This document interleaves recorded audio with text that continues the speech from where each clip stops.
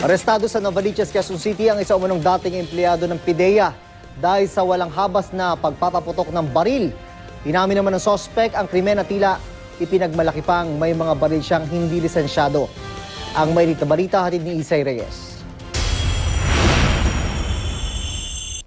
Sa presinto ang bagsak ng kinilalang si John Rick Windsor, 41 taong gulang, matapos ireklamo ng mga kapitbahay dahil sa walang habas na pagpapaputok ng baril sa isang compound sa barangay Talipapa, Novaliches kahapon.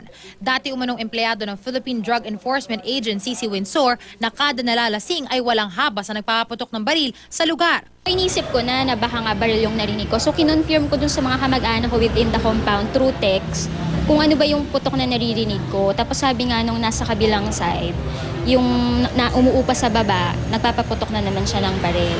Sa compound, kita pa sa mga dingding maging sa mga bintana ang mga tama ng bala. Kwento ng mga kapitbahay, bandang alas 5 raw nang makarinig sila ng mga putok mula sa bahay ng suspect.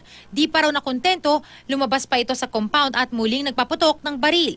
Kasi kung laging ganyan na nagpapaputok siya tapos wala namang reason, syempre compound kami doon tapos may mga bata. Baka dumating yung time na sa tao na siya magpaputok, di ba? Di naman kinailan ng suspect ang mga reklamo. Sa katunayan, buo ang loob nito na tama raw ang kanyang ginawa. May ginusto ka bang tamaan? Wala. Nagpaputok lang ako para magising yung mga pulis, may mahuli. Pabalik-balik, sumakay pa ako ng tricycle walang nanguhuli. Tanga nga yung mga pulis, hindi nila alam.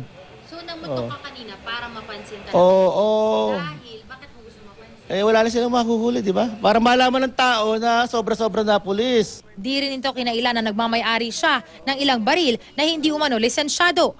Kung baril ko, dapat nasa pakalan ko. Tama. Nga galing yung shotgun na galing. Aba, binenta sa akin. Paano naman ibebenta sa akin kung hindi natatransfer? Hindi ko pa baril. Sa loob ng rehas, nagawa pa nitong ngumiti-ngiti. Isinasagawa pa ng pulisyang investigasyon. Maaring maharap ang suspect sa kasong alarm and scandal at illegal possession of firearms kung mapapatunayang hindi kanya ang mga armas. Isay Reyes, GMA News.